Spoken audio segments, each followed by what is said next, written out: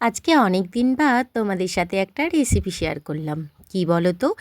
একদম হালকা পাতলা খাসির মাংসের ঝোল।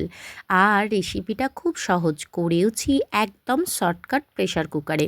অন্য কোনো আর কড়াই টড়াই ব্যবহার করিনি। তো প্রথমেই দেখো আমি অল্প পরিমাণ কিন্তু সর্ষের তেল দিয়ে পেঁয়াজ কুচিগুলো প্রেশার কুকারের মধ্যেই ভেজে নিলাম। তারপর এখানে মশলা বানালাম, আদা, রসুন, কাঁচা লঙ্কা, টমেটো সব দিয়ে একটা পেস্ট বানিয়ে নিলাম।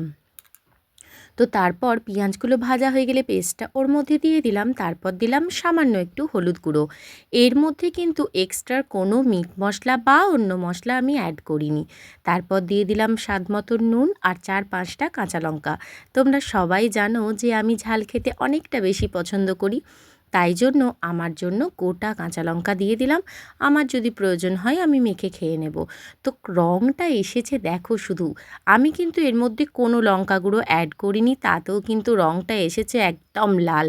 আর আমি আলুগুলো হালকা তেলে আগে থেকেই অন্যদিকে ভেজে রেখেছিলাম, তাই জন্য ভিডিওটা তোমাদের সাথে শেয়ার করা হয়নি।